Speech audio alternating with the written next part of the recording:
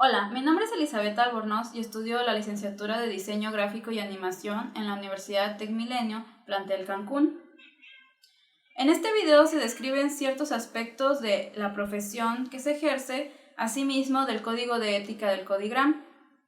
El Codigram es el Colegio de Diseñadores Industriales y Gráficos de México y lo que promueve o es realmente un gremio plural de diseñadores que desean construir una sociedad más justa donde exista mayor igualdad y libertad individual.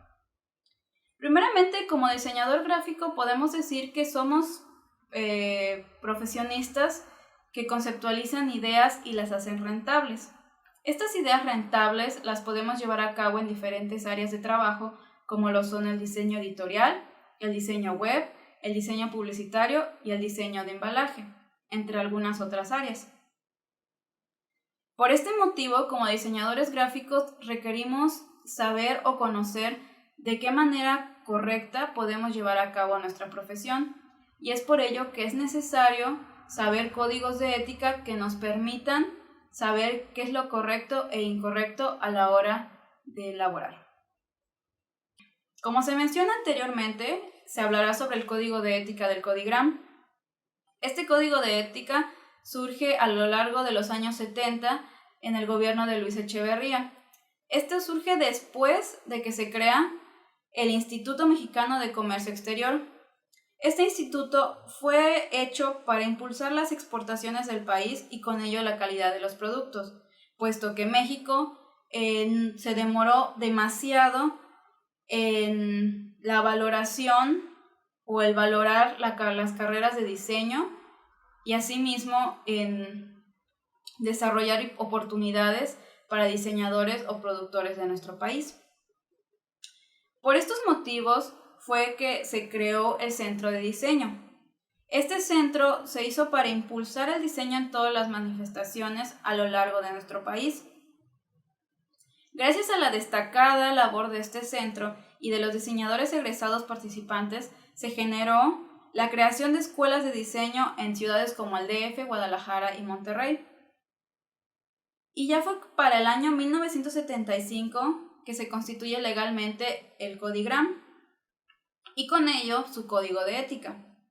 Entre algunas de las cosas que se pueden decir de la historia del Codigram es que su primer consejo estuvo a cargo del DI Juan Gómez Gallardo, el cual se dio la tarea de vincular a los diseñadores de mexicanos de manera internacional, organizando el Interdesign 78 México y con ello, y gracias a él, se inicia la relación del diseño mexicano con el resto del mundo.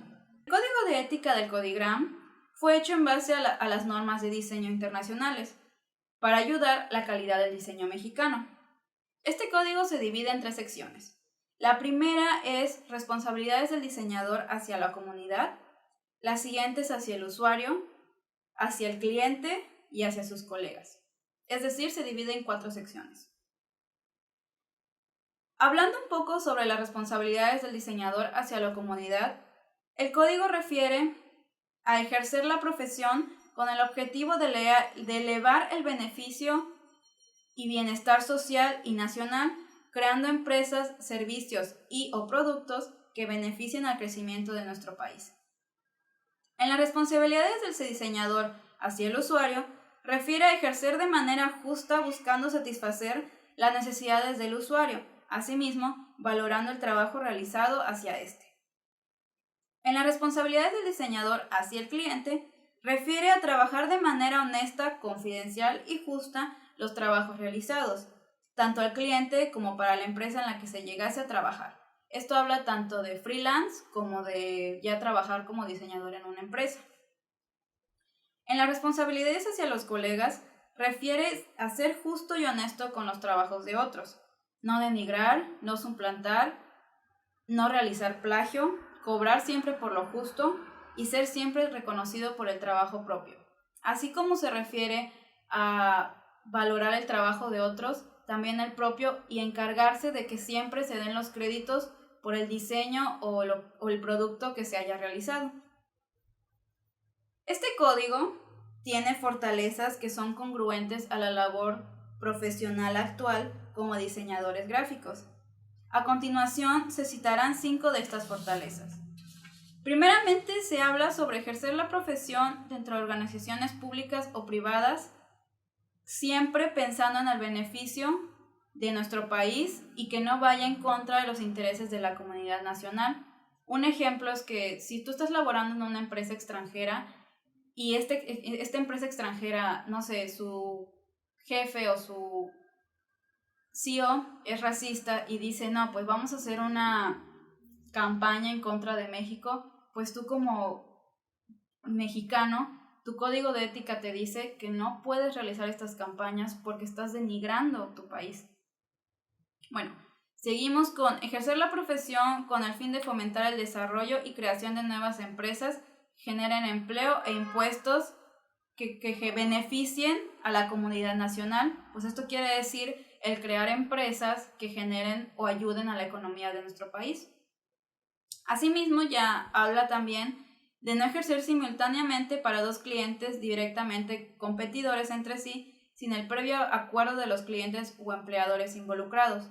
¿Por qué? Porque tú como diseñador no puedes trabajar al mismo tiempo una campaña que van a tirar 2 empresas diferentes al mismo tiempo, porque haces que se cree, ¿cómo decirlo?, una deshonestidad en cuanto a qué es lo que le vas a aconsejar a este y qué le vas a hacer al otro.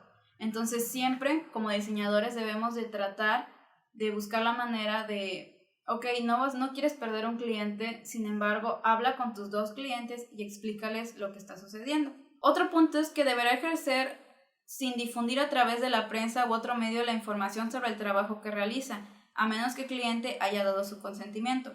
Pues es lo mismo, campañas publicitarias en las que obviamente el cliente quiere mantener bajo resguardo hasta que sea su publicación para evitar pues el plagio o el robo de otra empresa sobre esta campaña.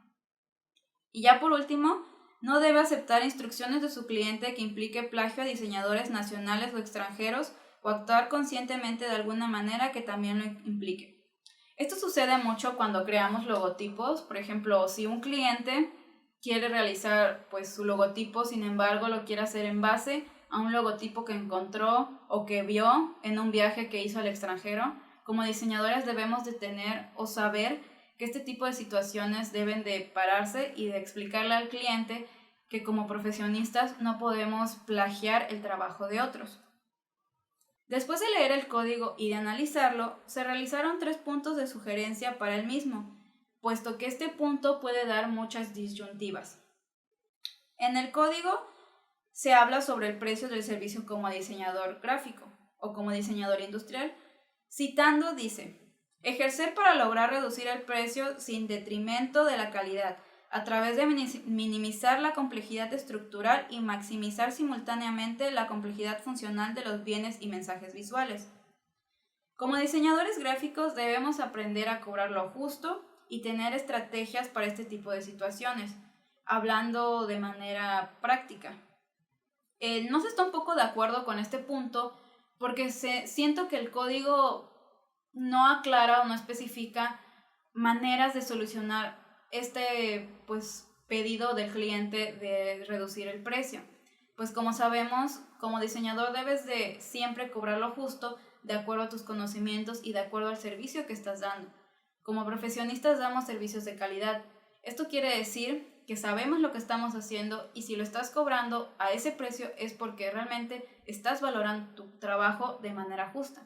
Uno de estos ejemplos prácticos para poder resolver lo de las cotizaciones es al momento de ya tener tu precio final, lo que puedes hacer es agregarle un 10%, un 15%, y cuando tú interactúes con el cliente y el cliente te pida pues reducir el precio, tú sabes que a pesar de reducirle ese 10 o ese 15%, tu precio final va a ser el precio que realmente vale tu trabajo y así evitarás pues que desvalores y pierdas en cuanto a tu negocio o en cuanto a tu servicio.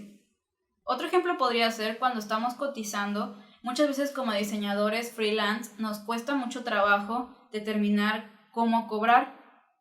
Entonces una idea es cobrar mediante las horas que tú vayas a realizar al hacer ese proyecto. Entonces, ¿cómo cobrar de manera justa? Pues determina cuántas horas, primero determina el precio que tú cobrarías por hora y después cuánto tiempo te va a llevar hacer ese proyecto y ya con eso calculas un precio justo al cual tú le puedes decir al cliente. Por último está al momento de realizar el servicio y ya tener una cotización con el cliente. Algo que sucede mucho como diseñadores es que en el brief, que es cuando se hace la entrevista para conocer el proyecto del cliente, no somos demasiado específicos o no somos demasiado, no interactuamos correctamente con el cliente y por ello hacemos que el cliente no nos diga de manera correcta pues lo que desea, ¿no? Entonces, como diseñadores debemos de crear cuestionarios o guías en las que cuando vayamos con el cliente deslindemos todas las dudas y podamos decir qué es lo que realmente quiere. Con esto se llega a que no pierdas más tiempo del que ya tienes cotizado con el cliente o del que ya te pagó y pues así no desvaloras tampoco tu trabajo y sigues cobrándole lo mismo. Porque a veces cuando sucede este tipo de situaciones, pues como diseñadores queremos cobrar más porque nos hizo pues perder tiempo. Sin embargo, también debemos de aprender estrategias para evitar este tipo de cosas. Y pues bueno, esto ha sido todo. Para sintetizar, se puede decir que los códigos de ética son importantes en la profesión porque nos ayudan a desenvolvernos y ejercer nuestra profesión de manera correcta. Sin los códigos de ética, lo que sucede es que el profesionista no tiene un rumbo o no tiene una normativa que lo pueda ayudar a saber si está haciendo correctamente las cosas o no. Entonces es importante valorar nuestro trabajo, valorar nuestra profesión y asimismo aprender a llevar a cabo la profesión siempre por el camino de la ética para poder ser reconocidos y dar como ese plus hacia nuestros clientes o hacia nuestra competencia. Y pues muchas gracias.